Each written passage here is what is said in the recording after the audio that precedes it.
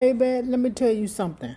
I got an uncle. God rest his soul. We used to call him Dirty Harry. Okay, well, I called him uncle. But baby, he went round there to the Vietnam and he put his work in. Now, he came home a junkie. But baby, when it was time, he ain't had no problem putting a ninja in the ground. Oh, you say we need to take a ride? Time for some action. Oh, my life,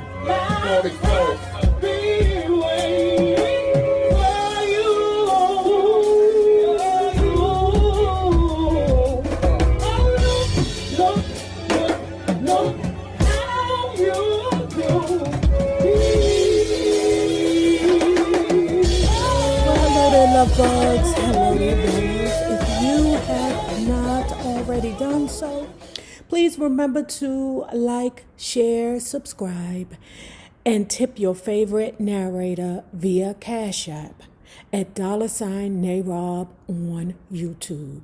Additionally, membership is low. Please, y'all, if you're not contributing via Cash App, please consider being a book club member. Either here on the YouTube by pushing that join button or over there on the Patreon. The paying club members already know what the next book is. All right.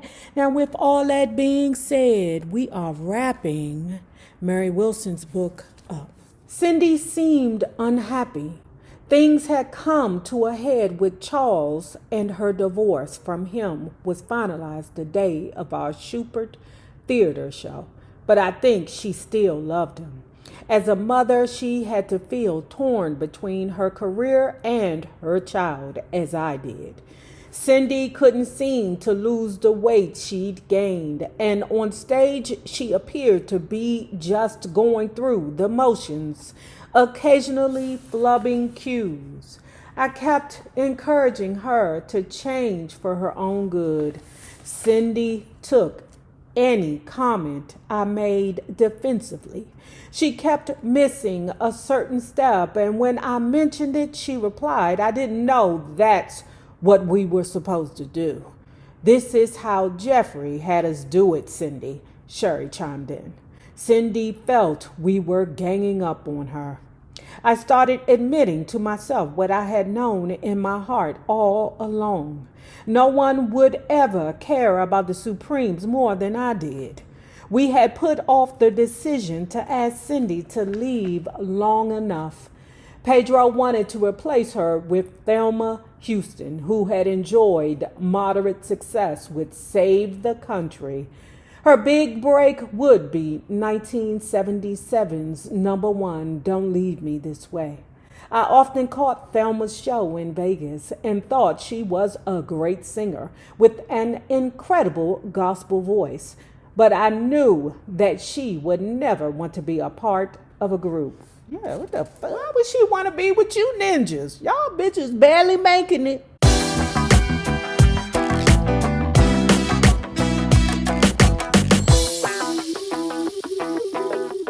I went to our old hangout, the 20 Grand, with a bunch of friends. Stepping into the nightclub was like entering a time warp.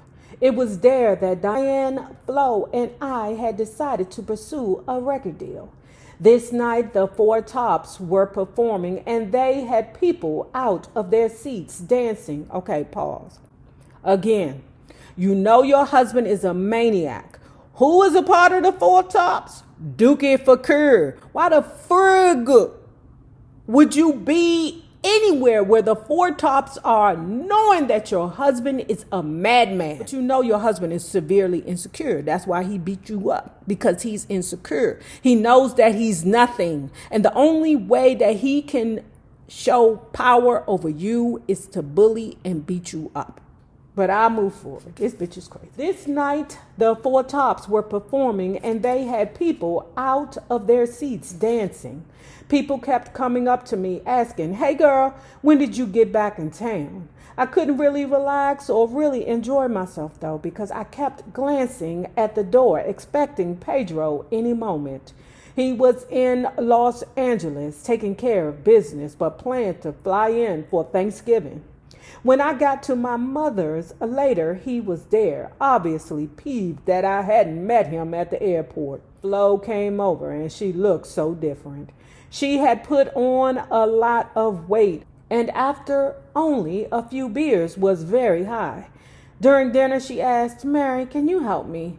I want to go back in the business." As Flo spoke, I realized that my whole attitude towards her had changed in the past year. Things had gone wrong for her. Things were going wrong for me too. Life is unfair, but there comes a point where you have to face where you are and do something about it. Diane had made a statement that she wanted to shake Florence. She'd been widely criticized for saying that, but I understood how she felt. 8 years after she'd left the group, Flo still couldn't get on with her life. I told Pedro that I'd seen the Four Tops, and as I expected, he took it badly. Why in the fuck did you tell him? Girl, why did you go in the first place? Something wrong with Mary. I think Mary on a spectrum. In late January 1976, Sherry, Cindy, and I played at a small club in Toronto to wonderful reviews. This turned out to be Cindy's last show with us. And soon after we got home, her departure was announced. Animosity between her and Pedro had worsened since South Africa, and he asked her to leave. Once again, another singer, the fifth new lineup since Flo had left. Earlier, Pedro and I had discussed the idea of me going solo, but I felt that I owed the Supremes one more chance. And besides, I was scared to death. When Pedro said bluntly, "The Supremes are dead," I hated him. He was only trying to do what was best for both of us, but I didn't see that. I felt like everyone was trying to take the group away from me.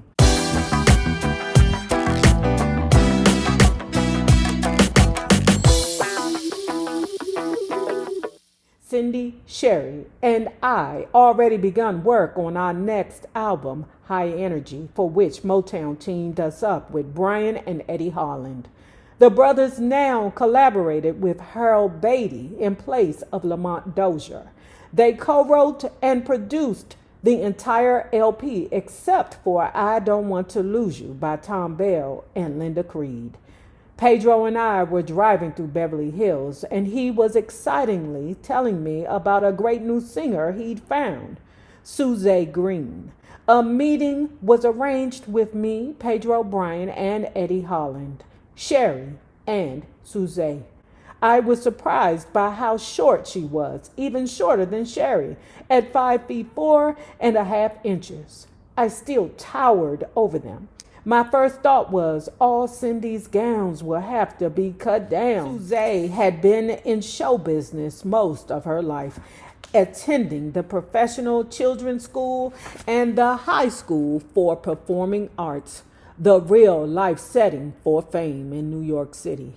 Her mother taught voice, and so Suze was exposed to all manner of formal training from a very early age. She first worked as a singer with Harry Belafonte, and for a number of years toured with Ray Charles as a Raylette. She and Ray also dated during that time. We ain't surprised. Ray fucks everybody, or every girl he works with. We know that from the movie. She and Ray also dated during that time. More recently, she'd been a member of Stevie Wonder's Wonderlove, like Linda Lawrence. It's interesting to note that as time went on and our records became less successful for a variety of reasons, one thing the Supremes never wanted for was talent. I was at Hazel's home with Sherry and Suze trying on some gowns that needed to be altered when Hazel told me that Flo had just died.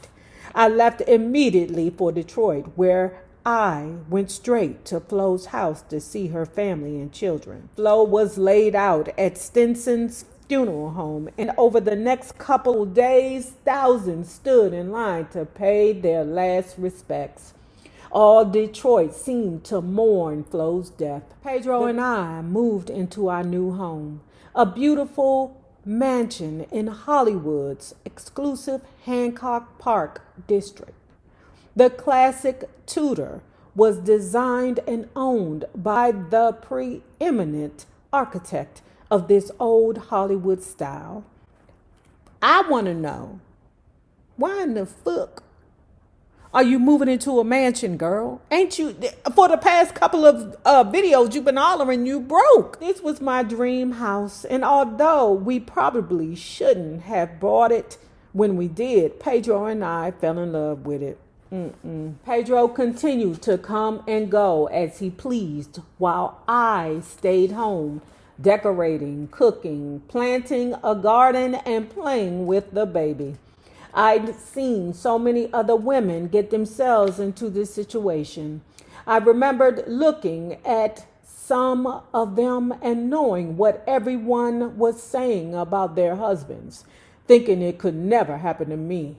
But it had. One of the things that attracted me to Pedro was his need to control, his single-minded determination to get what he wanted.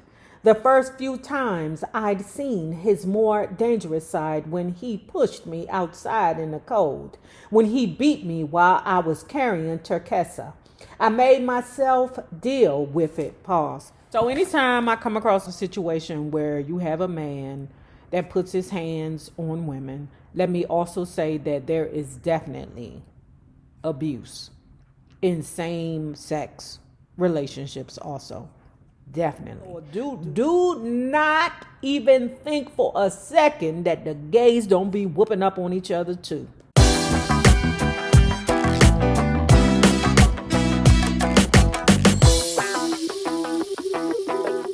Abuse happens in all kinds of relationships, okay? But the point that I'm trying to make is when I come across men who are physically abusive to women, they are bitch-ass niggas with other men. They will think twice about barking in another man's face. And the fact that Mary Wilson is only mentioning the abuse that she has seen with him has only been with her. Like, there's nothing in this book that say that he is aggressive like that towards other men. It's only with her. So that's bitch-assness to me. And then on top of that, you got brothers. Roosevelt, the one who she say smoked too much pot, then went to war, to Vietnam. Hey, man, let me tell you something. I got an uncle, God rest his soul. We used to call him Dirty Harry. Okay, well, I called him uncle. But baby, he went round there to the Vietnam and he put his work in. Now, he came home a junkie. But baby, when it was time, he ain't had no problem putting a ninja in the ground. Oh, you said we need to take a ride? Time for some action. So I don't know why you just don't call up Roosevelt. Roosevelt, this nigga's getting on my nerves. Can you help me? I made myself deal with it. Wives who are in this situation are very misunderstood. People think that one day you fall in love with a man, the next day he beats you, and then leaving him is the obvious choice. When I was young, I heard pimps beat up on whores right down the street from where I lived in the projects. But that seemed so removed from my life, and I'd never seen it for myself. I had too much pride to let that happen to me, or so I thought. After a lot of thought, Pedro and I decided to move the Supreme's booking to the William Morris Agency, something we'd considered for quite some time. One of our new agents there mentioned that there was a December opening in Las Vegas on a bill with the comedian Alan King. It was a great break. It was also just 2 weeks away. At Pedro's insistence, Motown finally came across with money for a new stage act, and we rehearsed furiously in our new home that your ass ain't got no business having. I know the other Supremes is like, why the fuck are we, what is this? Where is this money coming from? All the rest of us is regular. And this bitch buys a new home? Something ain't right. That gig in Las Vegas ended up being a disaster. You know why? Because pandering Pedro don't know what the fuck he doing. So everything's going to be messed up.